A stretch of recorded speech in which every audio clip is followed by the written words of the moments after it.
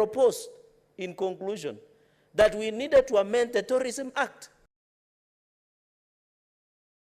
to include these people who are heartless. If you are killing, if you are maiming, if you are destroying property, Madam Speaker, what else can we call you apart from being a terrorist?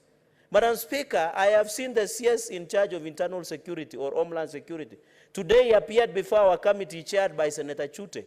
And I assured this country that, and I believe in Senator Professor Kithure Kindiki, because he used to sit where you are sitting today, before he was hounded out of the office. And of course, we are aware he was a chief agent of Kenya Kwanza in the last general election. I want to believe his words, that he says he will be the last CS of Interior to ensure the menace of banditry is stopped.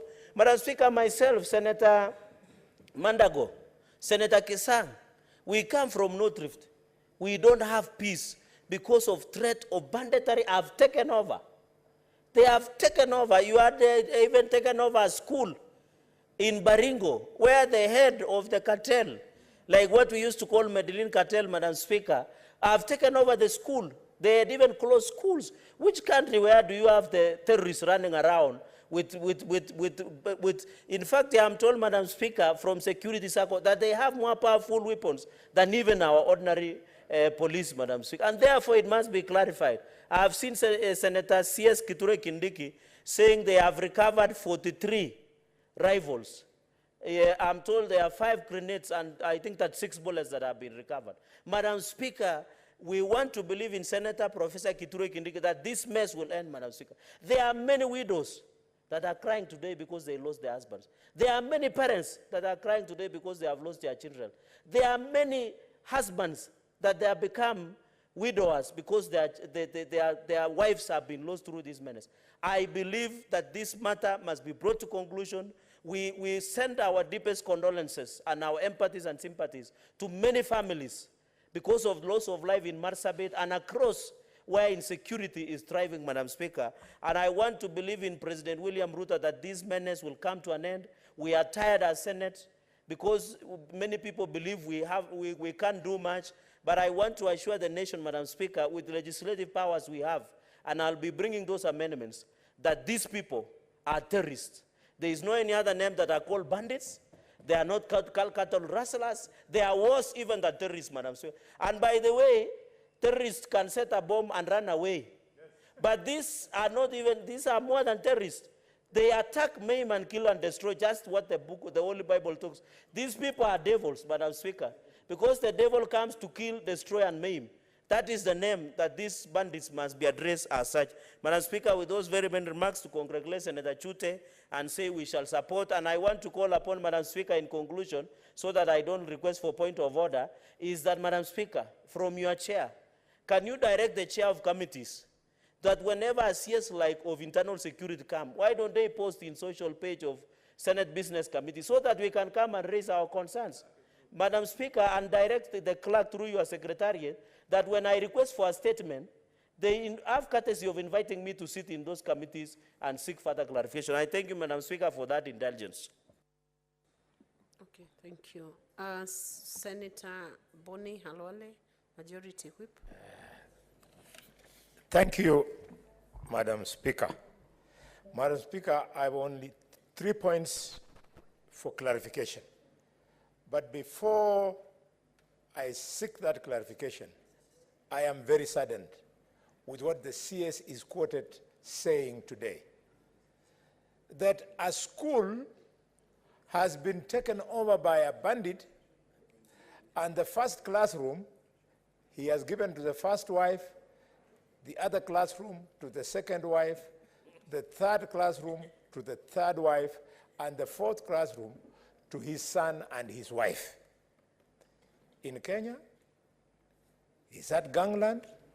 In fact, that officer who was recounting that story should have been dismissed on the spot, because that officer, upon witnessing that kind of thing, should have wiped the entire school clean, so that family would never leave to embarrass this country. Madam Speaker, the truth is, it is impossible anywhere in the world to develop an area which is perpetually in war and conflict. We are killing a generation of the people who come from those 6 counties.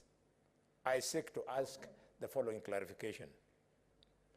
Why is the government of Kenya not taking action against politicians, some of them in the 13th Parliament, who are reported and seen on footage airlifting bandits who have just come out of court? Why are they not arresting these politicians, seizing those helicopters, which obviously comes from the proceeds of this crime? Number 2, there is a chain, a supply chain, from the bandits who go into the homes of families, drive out the livestock, and they go and sell them. If people, Madam Speaker, drive out of Amanyata 800 head of cattle, they must be having a ready transport to take them to a ready market. We hear that some of the animals slaughtered in Dagoretti come from these areas. Why are you making me to allow my daughter to partake of that kind of beef? That beef is beef that is stained with human blood. The second clarification, Madam Speaker, is on the issue of police reserves. When is the government going to stop this thing of police reserves? Because it is this thing of police reserves where some people move around with firearms and you have no guarantee that they uphold integrity of owning a firearm. Probably there are some of those firearms that are eventually used to perpetuate the crime. My last point is, why is the government declaring that there will be 100% disarmament? Because the problem in the conflict areas is that when you disarm the Samburu, they'll be attacked by the Turkanas. When you disarm the Pokots, they'll be attacked by Samburus, and vice versa. When is the government going to declare 100% disarmament and instead allow only officers in uniform to be the ones with firearms in those areas? It's very painful, Madam Speaker. I have a clip where 5 youth armed with the AK-47, they are running around a GK Land Rover, Land Cruiser, and blowing whistles and singing that they have now defeated this armed security. I think Professor Kindiki will have to do more, and we are going to support him even more.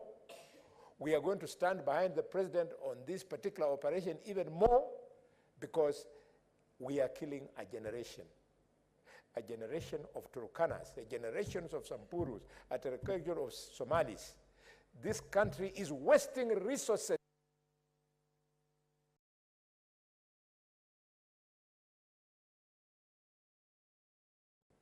Thank you. Senator Madego Jackson. Madam Speaker, I rise to support the statement sought by Senator Chute on these matters of security, Madam Speaker. Madam Speaker, it is a growing concern that the territorial borders of this country continue to be defiled by foreign troops. And we are seeing some leniency in action taking, Madam Speaker, to protect our borders. Madam Speaker, this reminds me of the case of Migingo Island, so many small islands in Lake Victoria that have been occupied forcefully by Ugandans, Madam Speaker. And the government of Kenya has kept silent, while Kenya citizens who depend on fishing in those places, Madam Speaker, are suffering. Madam Speaker, the invasion by the Ethiopian forces in Marsabit County, Madam Speaker, is something to be worried. Madam Speaker, we all know that parts of Ethiopia have been experiencing serious security challenges, Madam Speaker. And if government doesn't take stern action, Madam Speaker, that can easily spill into this country, Madam Speaker. Madam Speaker, you realize that the communities that live in the two countries are the same communities. And therefore, because of those socio-cultural activities that have to happen across the borders, it can be an avenue of breeding lawlessness in those parts of the country, Madam Speaker. Madam Speaker, it is also saddening that on the banditry issue, the critical things are not being addressed, Madam Speaker. If we go after the bandits, Madam Speaker, who will go after the suppliers of bullets, Madam Speaker? Madam Speaker, this country is one of the countries with highly trained ballistic experts who should be able to tell us the source of the bullets, including the type of the guns that have been used, that to this extent, Madam Speaker, the suppliers of guns, suppliers of bullets should have been the first ones to be hunted and taken to court, Madam Speaker. Madam Speaker, I therefore want, as this statement is being responded to seek clarification on whether, other than the bandits that are being sought after, whether there are any suppliers of guns, suppliers of bullets, who have also been arrested or taken to court on this matter, Madam Speaker. Madam Speaker, counties that are suffering from this insecurity have had to divert a lot of resources that would have been meant for development into feeding Kenyans who are being forced to go to camps while they were going about their livelihood without requiring any government intervention. Also, Madam Speaker, I would want to seek clarification from the affected counties. How much money have they spent on feeding populations that have been displaced because of security issues, Madam Speaker, with a view of asking national government to actually refund those counties those monies, because those monies were budgeted for other development programs, but because of the necessity and the dignity of life that needs to be preserved, those counties have been forced to spend those meager resources that they are receiving on feeding Kenyans who are being displaced. Finally, Madam Speaker, the issue of police reservice, Madam Speaker, is something that needs to be addressed. We have border patrol units. We have rapid deployment units within all the ranks of the security forces, Madam Speaker. Why do we still need to use police reservists instead of doing permanent deployment of these units along our borders and along the areas that are always affected by this kind of situation? Finally, Madam Speaker, in the past, we were told that the government of Kenya is building a wall in the border of Somalia. They were digging a trench in those borders of the northern part of Kenya. Madam Speaker, as part of the response, we want to know how far, what is the progress, and how much money was spent in that project, Madam Speaker. Madam Speaker, I seek to support that statement by Senator Chute. Thank you. Senator Okoit Omtata, is he here? Thank you, Madam Speaker. This is a very, very weighty and saddening situation whereby, one, an international state, a foreign state, enters Kenyan sovereign territory without being challenged and gets away with it. Number two, and the reason it gets away with it is that there's a violation of Article 6 of the Constitution by the national government, where it is required to have its presence all over the country. And the area Senator Chute is talking about is an area that suffers from a deficiency of the Kenyan state. There's no Kenyan state on the ground. That's why the Ethiopian state can come across and play poker with our lives. So this is a condemnation of the government that it has failed to provide its presence on the ground to deter the Ethiopian state from whatever enterprise there is. And I support what was said here, that this matter should have escalated to the diplomatic circles to try and have the responsible governments get a handle onto the issue. Coming back internally on the question of the so-called bandits, I support the proposal by Senator Cherargei that these are really terrorists and they need to be covered under the Terrorism Act. Because a big problem we have had with dealing with this menace is mischaracterization of crime. As long as we characterize it as a cultural enterprise, it will not die. Let us call it by the correct name of terrorism, or even robbery with violence, and let the might of the state be brought to bear upon these people. Further, only the monopoly of violence must be with the Kenyan state. We cannot sit here to be mocked by stories that some do no good somewhere has taken over a school, which is a state institution. And whatever it's doing, so the government must use all means possible to deal with these people. Further to that, I would recommend that when these people are apprehended, they should not be put through the civilian courts. They should be subjected to court martials because they are armed combatants. Yes. They are armed combatants.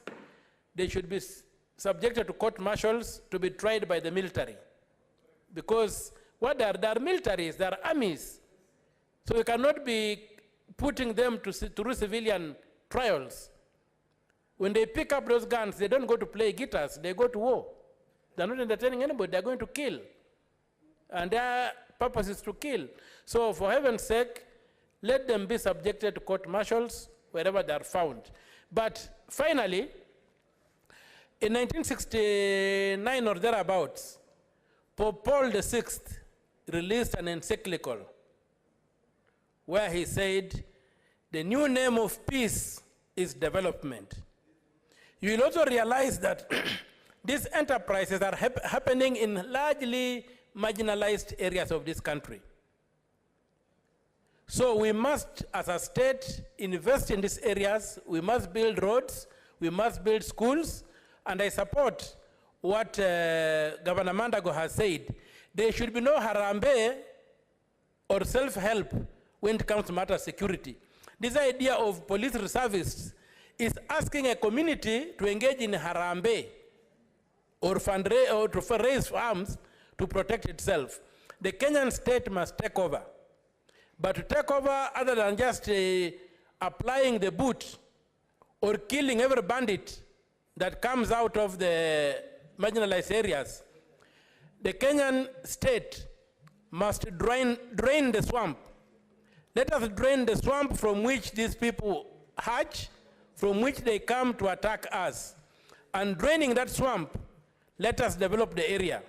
For we shall not be able to kill every bandit who happens upon us, every terrorist who happens upon us. Let us drain the swamp, let us have a Marshall Plan for these areas to open them up, to modernize them up, and to try and bring them within the circuit of the Kenyan economy where everybody else is thriving.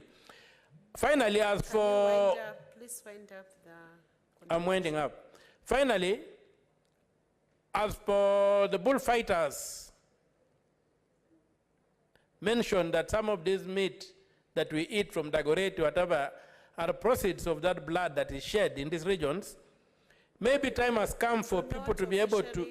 Senator Omutata, we do not officially have bullfighters.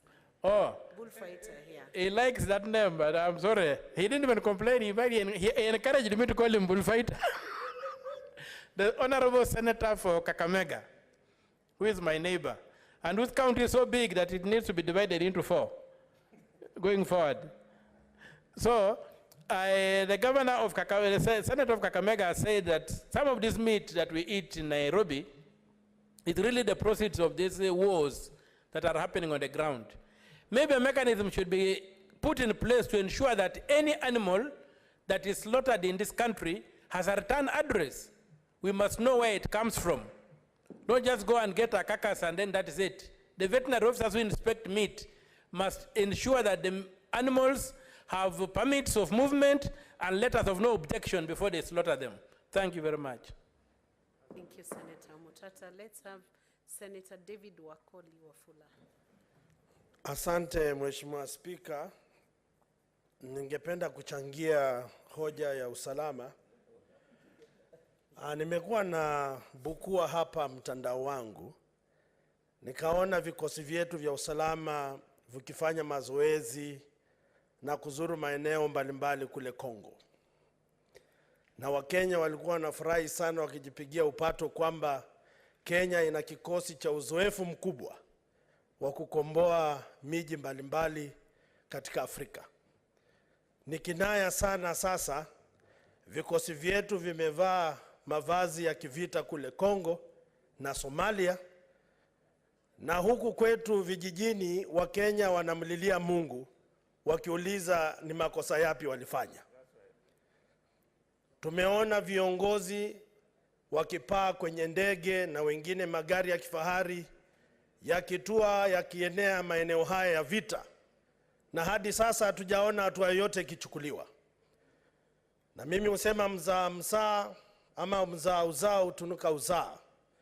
Haya ambayo wanafanya sasa wakitaraji kwamba ni uzoefu yatakuja kuenea maeneo mengine nchini Kenya, na watu wataanza kujipanga kisirisiri.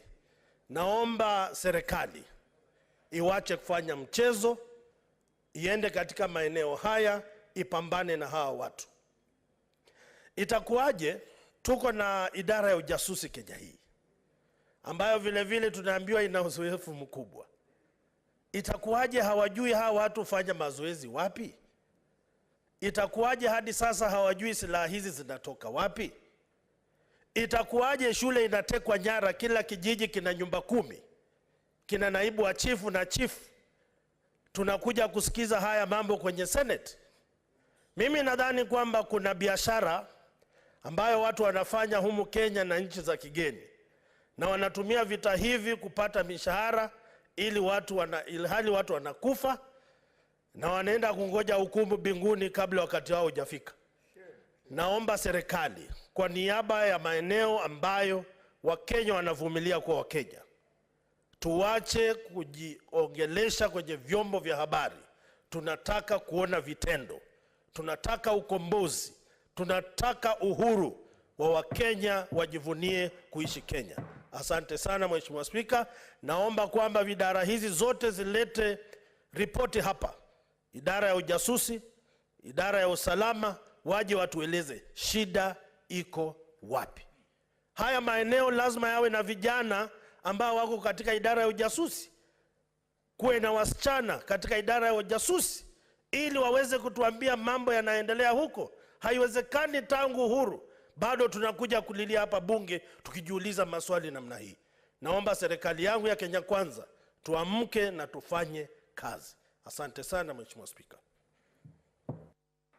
The final contribution on this issue is Senator Olekina Ledama.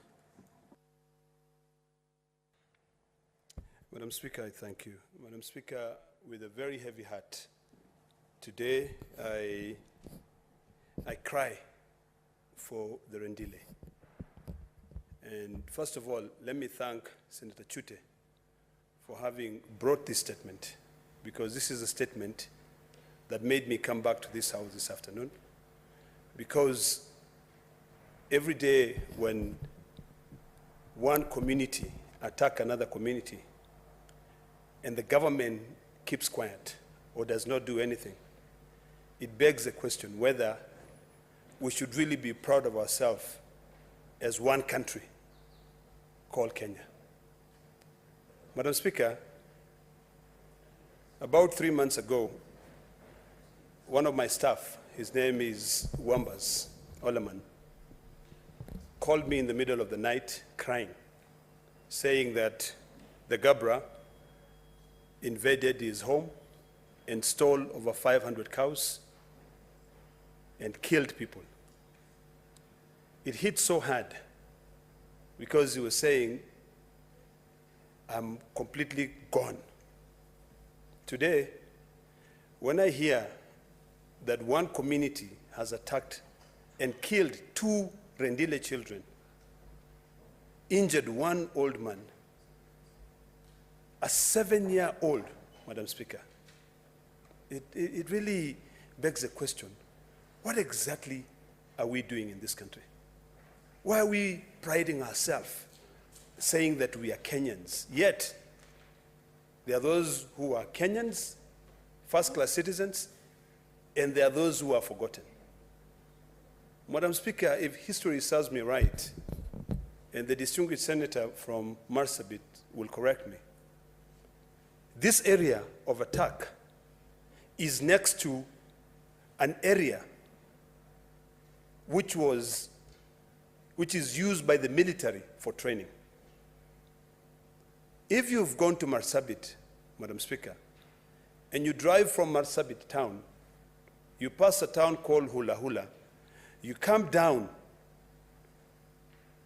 before you go to Kargi, right next to Kargi, there is an area where the Rendile, the Samburu, used for their cultural ceremonies. I've attended these ceremonies. So I speak with authority, I know the area. It's a tough terrain. That area, during the last parliament, we were trying to speak to the country, to the government, to move the military out of there. They didn't.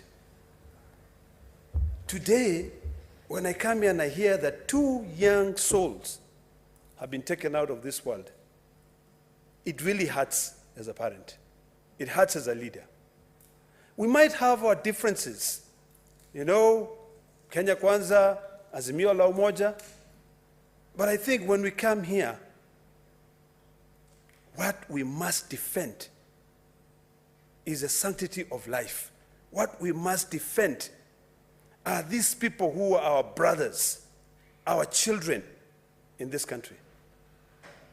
Madam Speaker, I want to call upon the CS for Interior, who used to sit in that seat as a Deputy Speaker. He's now in a position where, in part of this country, they have taken the military to be able to go and deal with bandits. If you care, and if someone out there is not only busy politicking, if they care, for the sake of these 2 young kids whose future has been taken away from them, whose future has been taken away from them, Madam Speaker, their parents will never get to see them.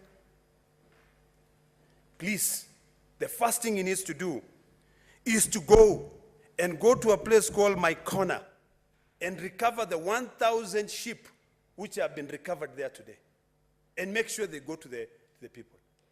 The next thing they need to do, instead of just having an area where they say it's for military training, is for them to deal, because they know the people who are sponsoring these attacks, is for them to go out there. Because, Madam Speaker, when you drive to Moyale, there is a multi-agency security apparatus.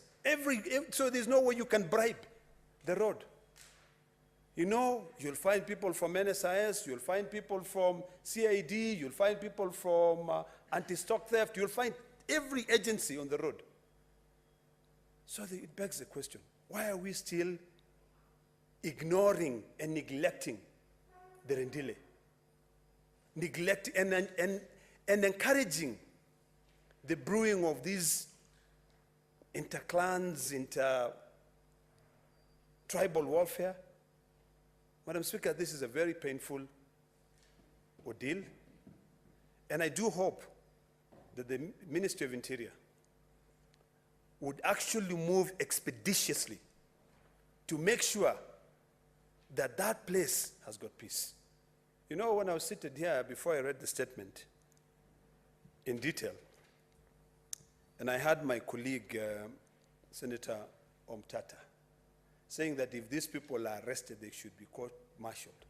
I whispered to my colleague and I said, they're not military. But these are the kind of people, Madam Speaker, that if they are arrested, there's no point of trying them. You just put them there and you put live bullets in their chest. If they can be bold enough to take away a child and cut off the stomach and you can see the intestine. Mr. Speaker, Madam Speaker, let me reiterate again. Something has got to be done. If life means anything to any leader in this country, it is about time that we set aside our differences and we secure this country. Madam Speaker, the issue of bandits, the issue of cattle rustling, is something which the system understands. They know. I've always been of the view, and I still hold my views strongly, and I say this is a huge enterprise. You know, it's an international trade that has been fueling and supporting different political platforms. So let's cut to the chase now. Let's save lives. Do whatever you have to do, but save these lives. Madam Speaker, if you go to North Hall right now, 2 weeks ago, my staff were there with the bus. They went to donate food to people. You know, they were crying. And they couldn't understand how people can live there. There's no water. In fact, the only thing which is there, and I thank the former Prime Minister Raila Amolo Odinga and the late President Kibaki for having done, is having built that road from Isiolo all the way to Moyale. And Madam Speaker, if you sit down with the Prime Minister and he tells you the story of that road, how that road came about. People from Moyale walked for over 15 days from Moyale all the way to Nairobi to come and plead for that road to be done. Because, you know, when we come here, history is very important for us, Madam Speaker. It is important for the younger generation to understand how this country came to be. This country was literally built by the railway line. That's how the urban cities, the small towns mushroomed and they developed. Now to be able to connect the other part of the Northern Frontier District, it had to take initiatives and innovations from leadership. And this is why I always support Raila, because of what he saw when he was a minister for transport, for that road, for that place to be open. Now that that road was open, Madam Speaker, if you drive from Isiolo to Marsabit, it is 2 hours. But the distance is almost how many? 300 or 400 kilometers? Around 270 kilometers. But it's 2 hours because the road is beautiful. Now that we build the road, why can't we move security there? Why can't we secure those people who live there? Madam Speaker, when you hear that even vehicles are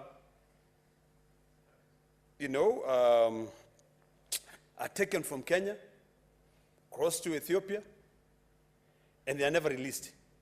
And the people know the people who took them. So you wonder, really, do we have a government that cares about all its citizens? There are parts of this country, Madam Speaker, if I tell you to go and live, you will not survive for a day. You know, there is a tribe also in Turkana that most people don't know. There are parts of this country, Madam Speaker, that if you go, you ask yourself whether this is Kenya or we are still living in the Stone Age. These kids who are attacked, if you saw those pictures, Madam Speaker, they barely even have clothes. People are only surviving with the cows they have. If you find sheep there, you'll wonder what these sheep are eating, because the whole place is dry completely dry, there's nothing. So if that's not enough, that life, global warming has made it difficult for you to be able to survive, then now a country which we pay taxes for, even those people pay taxes because they have food, they have everything, cannot protect them. Please wind up here. Madam Speaker, Comments? I'll be happy to wind up. I was waiting to see the red light. I didn't know how much time we had to comment on this. And I know yesterday we discussed about sticking to the standing orders. The reason why I'm contributing more is because I'm guided by the standing orders. The standing orders gives us enough time to be able to contribute. But with that, I want to summarize by saying this. Rendile children life matters. And it's about time that this government also, if at all we have a government, should forget about the differences and should move there. In fact, tomorrow I would expect that, and I hope this is going to be with the Security Committee. I know Senator, my good friend from Kisumu is in that committee. I hope that you can move fast, have the military go there. This is the situation now where it is the military that has to go there. Because we have this habit of sending the military without getting parliamentary approval. So since you've already violated the law, go ahead, go there and rescue these people. I thank you, Madam Speaker.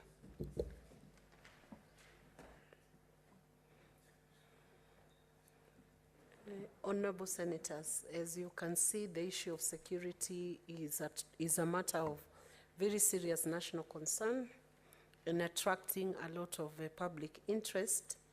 And Honorable Senator of Nandi County, Senator Chiraliki, had invited me to comment about the chairman of committees informing other senators when the CSs are invited, like what happened this morning. Committee chairpersons are actually persuaded that they should be informing the whole House when they seek a statement from the committee regarding the issue has carried out forensic audit. The state